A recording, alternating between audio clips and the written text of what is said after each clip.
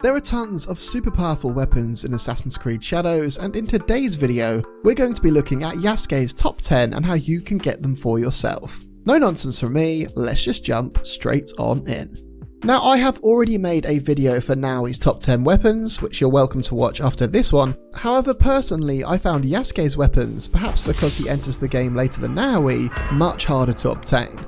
So what I'll try to do is order these weapons in terms of how difficult they are to get, and you'll be pleased to know that these first 4 weapons I'll start with are all part of the same side quest. So kicking things off with a Naginata known as Shade of the Blight, this one's perk offers a 100% of an adrenaline chunk on an affliction trigger, meaning if you trigger a poison, bleed, daze or knockout effect, you'll instantly refill an adrenaline chunk so you can use one of your special abilities. This weapon also comes with poison build-up too, meaning you don't have to add a perk via your hideout's blacksmith, and because of this and how great it looks, it's one of my favourite weapons in the entire game. Now this can be obtained as part of the YASUKE'S side quest, which will unlock after finishing the main quest A Chance Encounter during Act 2, with the quest giver being Fuyu, one of the people of Yamato. You'll need to kill a target called the Messenger, located in the Kofukiji Temple in the Nara Heartland in Yamato, and whilst this area is a pretty high level, it's definitely easier to get than some of the other upcoming weapons. Good luck. Next up, we have a bow called Dragon's Wrath, and this one has the terrific perk of instantly charging arrows, meaning you'll be able to hit your enemies with the strongest shot as soon as possible in next to no time, rather than waiting for Yasuke to slowly draw back his arm and charge it up. Now again, you'll get this via the YASUKE'S side quest, with the chap you'll need to kill known as the Tutsui Agent, located in the Koriyama Castle in Koriyama in Yamato, and whilst he's in a guarded castle, I actually managed to sneak in from the side and avoid a huge fight, so fingers crossed you can do that too.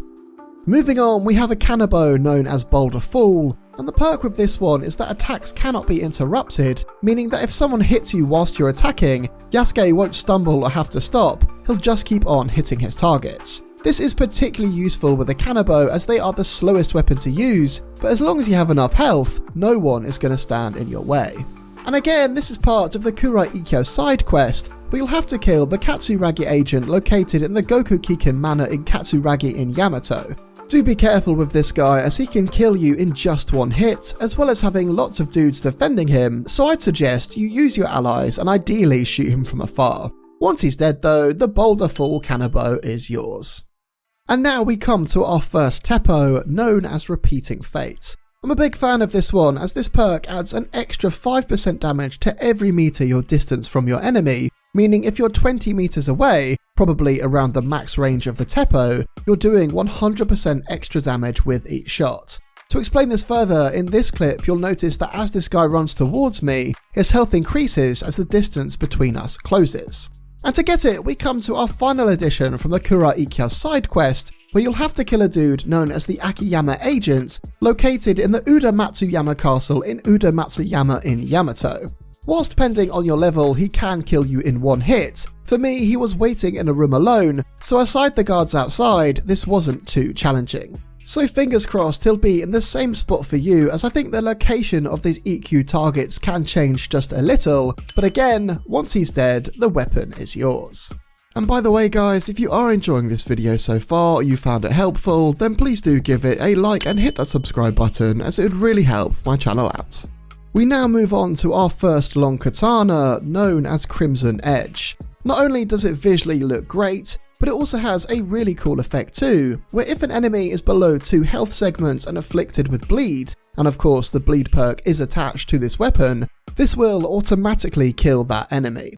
Now strap in because this is quite a journey to unlock, although it's likely you've already done the first half of it. You'll earn this weapon after completing Yasuke's Nobutsana Sensei side quest, which you'll only be able to start after completing the mainline Nobutsana quest, the 25th main quest in the game with a recommended level of 18, so something you'll start roughly around the 15 to 20 hours within your playthrough.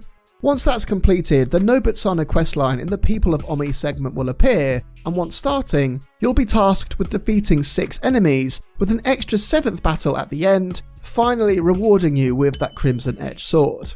The whole side quest line will take roughly an hour, and you'll have to defeat some pretty tough enemies too. I actually tried this when I was underleveled and had to wait until I'd gotten stronger, but it was personally one of my more enjoyable side quests, and the positive of this is that you won't just earn the Crimson Edge from this, you'll also obtain other legendary items too, just like the next one on this list.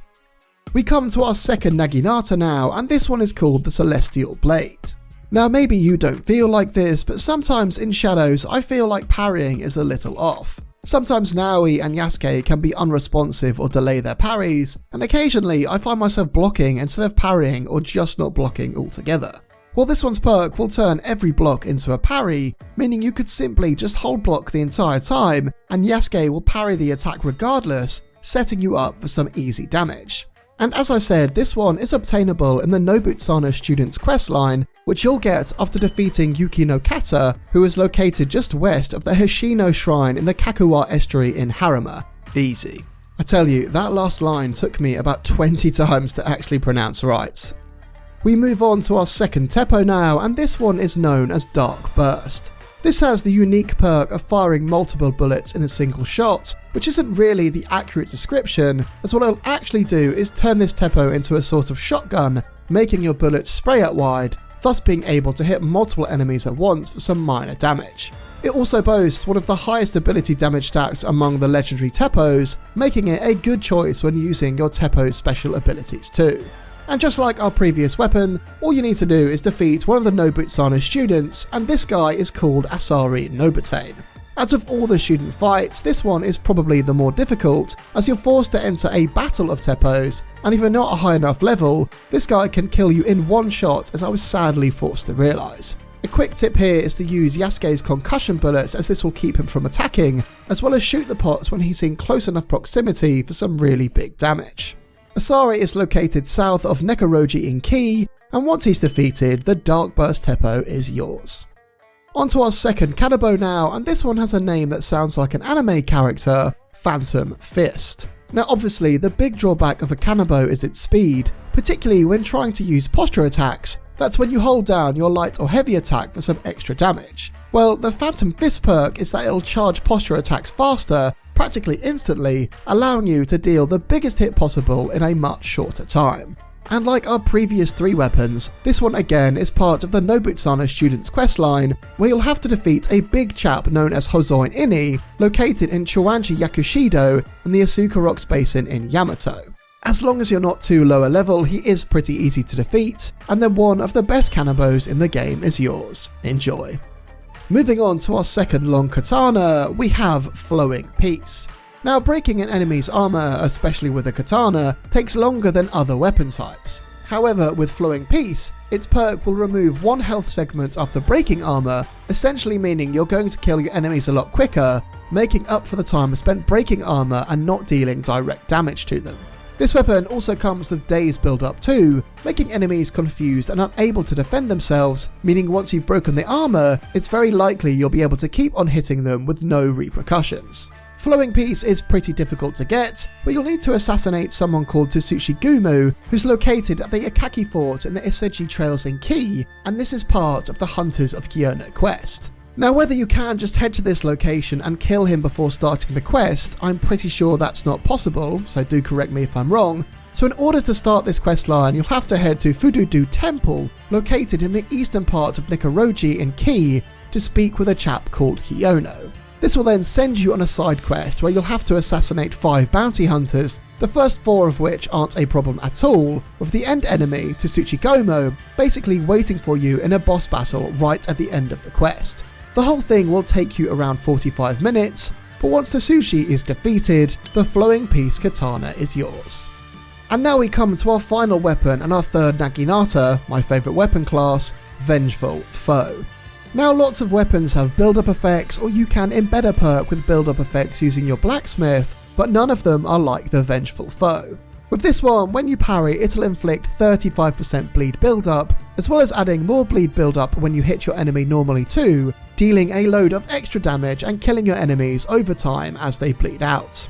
This one is simple to get but time consuming, where you'll have to complete a special fighting tournament which only becomes available after you've completed your 7th Shinbakufu target mission and then return to your hideout and check your Shinbakufu objectives. Upon leaving your hideout, you'll bump into a chap called Gyoji who tells you about his fighting tournament that he'd love you to get involved in. You then head to a location called Omina-Sanji Temple in Yoshino in Yamato, where you'll have to defeat 5 warriors, each of them dropping a decent weapon, with the final enemy, known as Lord Unkai, giving you the Vengeful Foe. Personally, I didn't find any of these enemies too challenging, but it was super enjoyable, with the last guy being a drunken warrior and just a really fun enemy to fight. That's it for today, but if you've watched this and you're also wondering about Naoi's 10 best weapons too, never fear, as I've already made that video which you can watch next. I will hopefully catch you legends in the next one. Until then.